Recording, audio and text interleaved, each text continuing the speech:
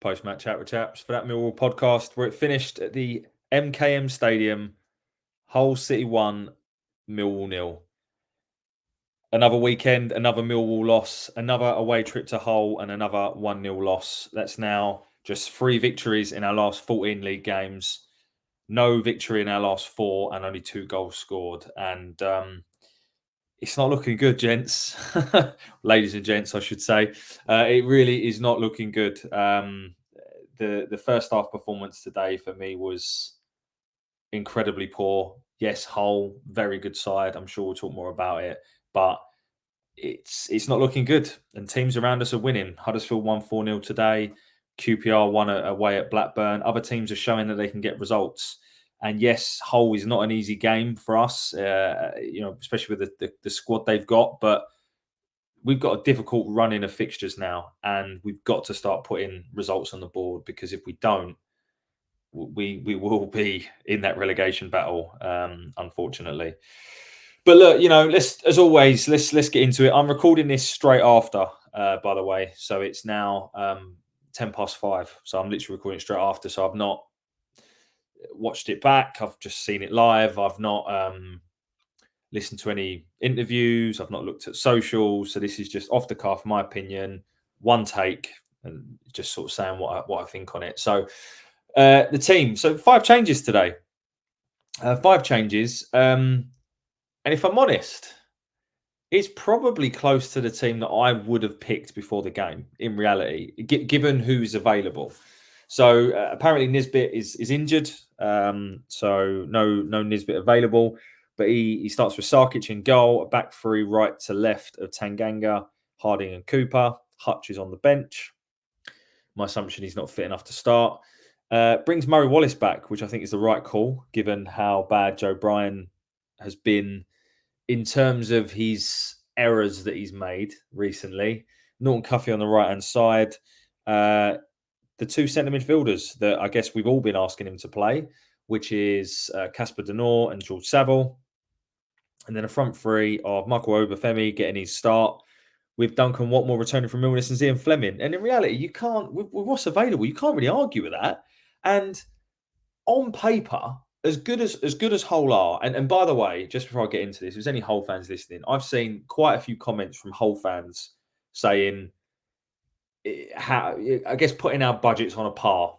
They're clearly not. Like, I'm sorry, mate. If you can sign the likes of Carvalho and Zarori and, Ohio on loan, like, yeah, budgets are worlds apart. I'm sure Seri's costing you a few bob and all. So complete tosh that our budgets are close.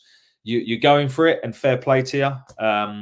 You've got a good squad, clearly a good young manager, and I personally think you will be in the top 6. But I actually don't think you were that good today, to be fair. I don't think there was that much in the game, and that's what makes it more disappointing. But anyway, going back to what I was saying, that's the team we put out. And on paper, I honestly felt that it's a good side. Like, on paper, when you look at the team, I feel as though in terms of players that are top half Championship players, my opinion, when fit, Michael Obafemi, Zian Fleming, I think Duncan Watmore, if fit and firing, could probably get into that bracket. Casper Denor, Saville probably just about. I think we have a lot of loyalties to Sav, and I love him, but top end Championship, maybe not. I don't know. Norton Cuffy, yes. Murray Wallace, probably not. Cooper and Harding, no. The keeper, no. Tanganga, yes. So my point is, what I'm trying to get at is that's probably as strong as an 11 we fielded for a long time, and probably stronger than any 11 that we fielded on paper than when we had Rowett. Of course, some of that has to be caveated because I don't think some of the players are fit. And we start the game, and I think after 2 or 3 minutes, it's quite obvious that they're gonna be on top. But the goal that we concede, I don't know if it's 4 or 5 minutes, is again just a calamity of errors. And to me, there's three players that need to take the blame, and it's not Tanganga. I think, and again, you've got to bear with me because I'm just recalling from my memory. I believe that Denor's first header is really poor. Sells, I think it's Tanganga short. Then Harding, again, terrible pass. I can't remember which way round it was, but both of them really poor in terms of just basic things. And then it's a super shot from Zaruri, hits the bar, but Sarkic is so slow to get up and move across the goal. Philogene actually does handball it, so it shouldn't count anyway. But he then puts it into the bottom corner. And whether Sarkic would have got there anyway, I'm not so sure. But he kind of takes an age to get up, and then his starting position to dive is like not in the middle of the goal. And it's just poor round from Harding Denor. Obviously, it was a handball, and then Sarkic. It was a really poor goal to concede. And I think, yes, the pitch was terrible. It was probably the worst championship pitch I've seen for a long time. But it's the same for both sides, and I do think it affected the game. I think that there was a handful of shots on goal. I've got the stats in front of me here. You know, we only had one shot on target, which was right at the end. They only had 2 shots on target in the whole game. So I think it did impact the game. But it's the same for both sides. And the amount of misplaced passes we had throughout the game was just horrendous. And the back three in particular were certainly more at fault than others for those sorts of misplaced passes. So, look, they go 1-0 up and nothing really happens for that first half. It was one-way traffic, but they didn't really create much. It was a really weird game. I have to say that the first half, I felt that they dominated, and at times their possession and their, what's the word that I'm looking for? Their dominance in certain areas of the pitch, obviously in our half, it was almost embarrassing at times. It was they had so much of the ball territory. That's what I'm looking for. They had so much of the ball in the territory. It was awful, and they probably, although they probably didn't deserve their 1-0 lead because we gave it to them, they could easily, in terms of just pure dominance, they could have easily been 1 or 2-0 up. And we went in at half time and we just didn't. I think Carl Bates on the Millwall TV said we didn't lay a glove on them, and we didn't. We didn't do anything. It was really poor first half from us. We didn't get into the game in any way, shape, or form. At half time, we make a substitution. Michael Obafemi comes off.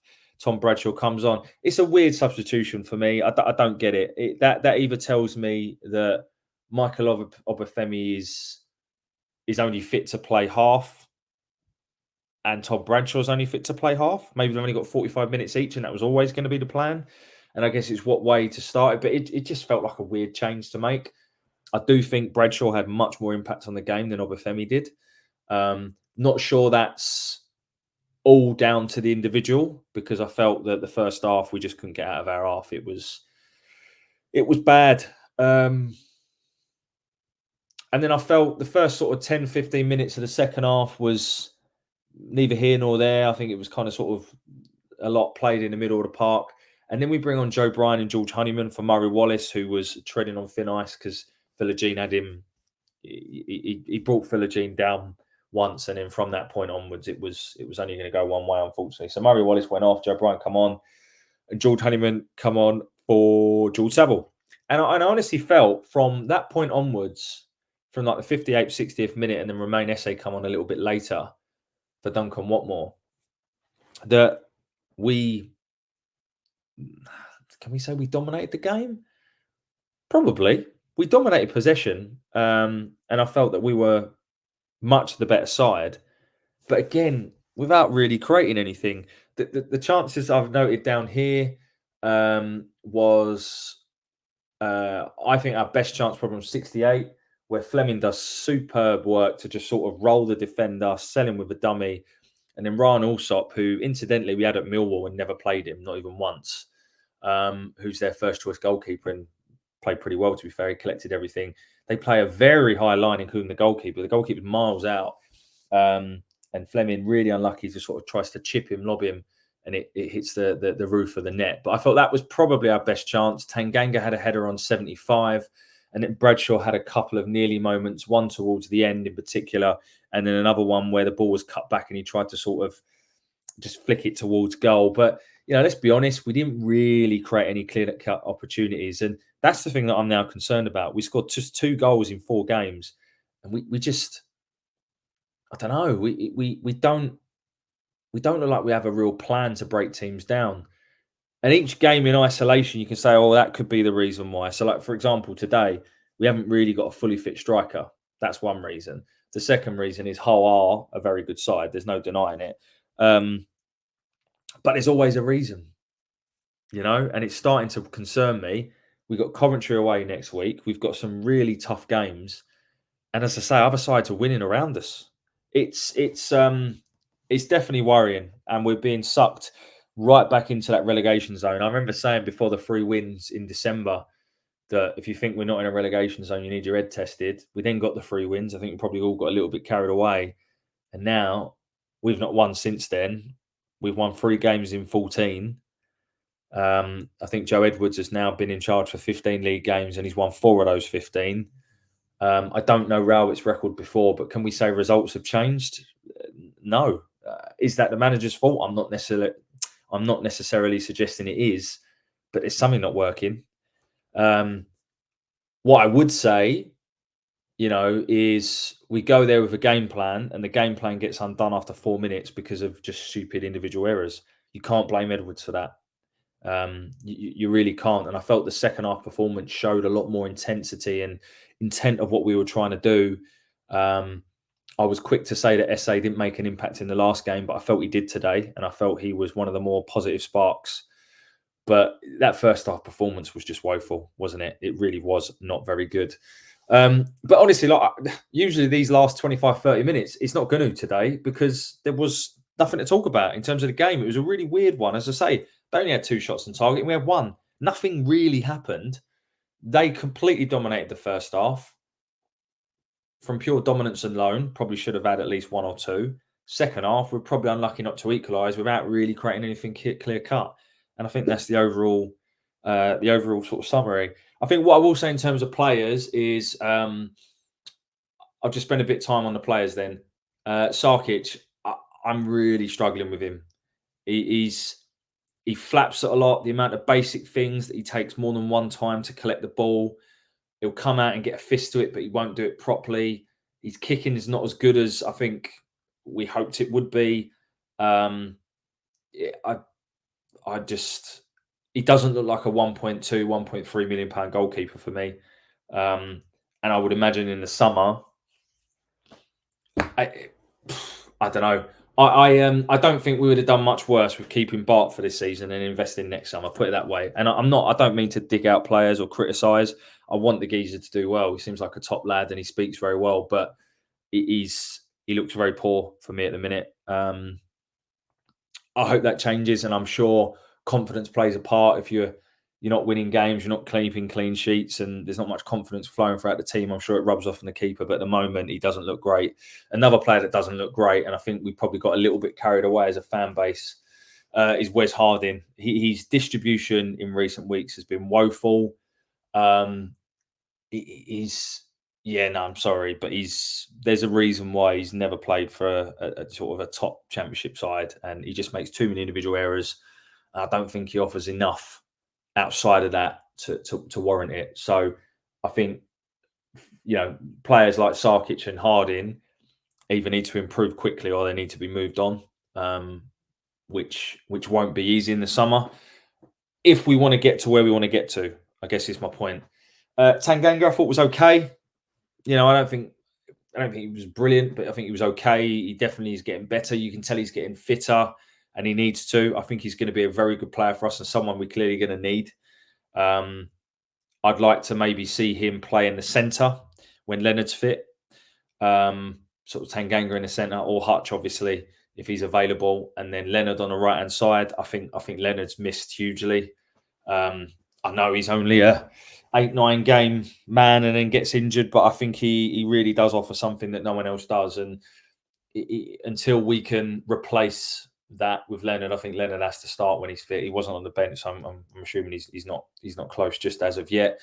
Cooper was probably it was better than Harding, but again, he just does things. His distribution wasn't great. I recall on 52 was never a penalty, but he puts his arms on the player's back so much all the time, and it winds me up. I don't know what he's doing that for. He's so clumsy, Cooper. He really is. I'm not saying he was dreadful today because he wasn't, but he's very clumsy in my opinion. And by the way, just to say my opinion, last week I got quite a few comments from people. It's my opinion, right? That's all this is. And everyone's entitled to an opinion. You are, I am. Bloke round the pub is entitled to an opinion. You don't have to agree with it. Always give me your opinion. Let's keep it constructive. That's all this is. I think ultimately it's that's what football's all about. Everyone's entitled to opinion, and it's subjective. So if I say something you don't agree with, that's a talking point, right? It's just not. It is what it is. Anyway, and then moving further forwards, I love Brooke Norton-Cuffy. I hope we sign Brooke Norton-Cuffy permanently, but he was very poor today. Very, very poor. Nothing he did come off. And the best thing he probably did was come off, to be honest. It's one of them days for him. I felt for him because nothing he did. We got into a really good position in the second half and his ball was terrible, and that summed him up. He had one of those days. He's a good player. He's a good prospect, and I think the Championship is his level. But he was poor today. On the left-hand side, Murray Wallace was okay. He didn't really impact the game too much. But once he was booked with Philogene, who's probably one of, if not the best winger in the league, it was very difficult for him. And I felt that we needed to make the change that we did with Joe Bryan coming on. When Hull have got players like Philogene down one side and then down the other side, Ryan Giles and Zaroury, I mean, it's no wonder our wing-backs didn't do very well because we weren't able to inflict anything going forwards. We were more worried about going backwards. The two centre midfielders, I was desperate for them two to start. I don't really feel they lived up to that kind of billing. I thought Denor was better than Saville, but he tired towards the end of the game. Saville was probably my favourite player at the club. So when I say this, it comes from a good place, but I thought he was very poor in the first half. He just didn't really do anything. I thought he was poor, and I don't think he did any better than Honeyman or Mitchell could have done. And that's just me being honest. Like I say, Saville was probably my favourite player at the club, but I thought he was very poor in the first half. I thought Honeyman made a big difference when he come on. Some of his forward passes, spraying the balls out, and then sort of trying to drive the ball forward into feet. I thought he made a big difference. To be fair, and maybe the midfield pairing for Coventry should be Denor and Honeyman. The front three, Obafemi, I don't know whether it was his fault or not. I don't know, but he didn't get into the game at all. I don't even know if he touched the ball, to be honest. I'll have to look at the stats. Watmore did okay. Huffed and puffed, tried to get us up the pitch, but didn't really have much luck. And then I'll come to Zian Fleming, who, in my opinion, was easily our man of the match. Any opportunity we did have, he was central to. He created probably the best chance of his game, of the game on his own. And I can't believe I'm saying this, but I felt he probably worked harder than anyone else on the pitch. He retained the ball the best. He did look like the best player on the pitch, in my opinion, even with all of the riches that Hull have. Speaking of the riches that Hull have, and I'm not just saying this to be bitter, because Hull are a better side than us. They deserve to win. So any Hull fans listening to this, I didn't think Hull looked that good, actually. I expected them to look a lot better. I don't think Carvalho was that particularly influential. That's the second time I've seen Tufan up front, and I don't rate him at all. I really don't rate him. He's got 65 caps for Turkey. I don't know. Maybe he's better than what he shows against us. But they look like a central striker away from being a very good side. Whether that's the Ohio bloke that they brought on, who's meant to be highly rated. Obviously, they've got Adama Traore, who's at the African Nations. Don't know.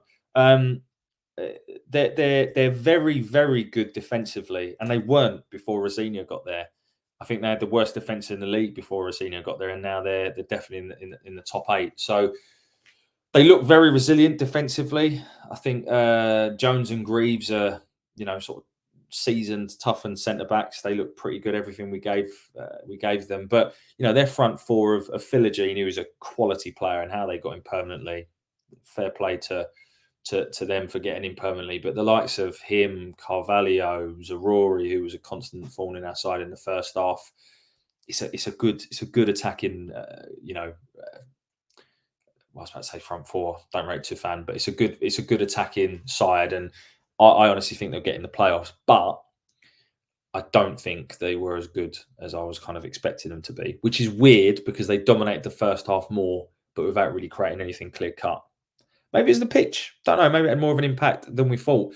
I thought SA was a bright spot when he come on, as was Joe Bryan, actually. I thought Joe Bryan did pretty well getting forwards, put a couple of nice balls into the box as well, had some good intent. Obviously, at that point, we're attacking, so he's always going to look good. It's when he goes the other way that he doesn't.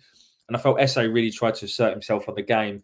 Couple of misplaced passes, ball went out for a throw, but actually some of the stuff he did, he kind of brought because of the possession that Hull had, we needed players that could be more comfortable on the ball and get out of tight spaces, and he definitely showed that today. Remain SA, and maybe there was a little bit of extra for him because I do believe that Peter Rourke, whatever he's called, did report that we actually rejected 2 bids for Remain SA from Hull, so maybe he had a little bit more of a bit between his teeth for that reason. Who knows?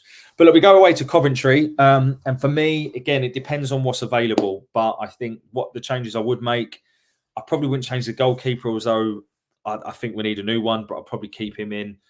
I would keep Tanganga on the right. I'd bring Hutch back in the centre. Harding goes out. Hutch captain, Cooper on the left. Brian or Wallace, that's a difficult one. Not sure. Might be inclined to stick with Muzzer. Norton Cuffy wasn't great today, but we'll give him another go on the right hand side. I'd start Honeyman and Denoy in the middle, and then probably the front three. It depends on who's fitter over Obafemi and Bradshaw. But that's the kind of team I would start, and then SA would certainly be getting more minutes. I don't think he's done enough to start a game. He's come on once and made an impact, but I think he does himself no favours with some of the things he did when he come on. So I'll leave it there. 22 minutes. Thank you very much for listening. Another weekend ruined by Millwall. Thank you very much. And I can't see us getting anything at Coventry either. But look, thank you very much for listening as always. Really do appreciate it. Please do like, subscribe, blah, blah, blah, blah. And try and enjoy the rest of your weekend. Thanks again. Bye for now.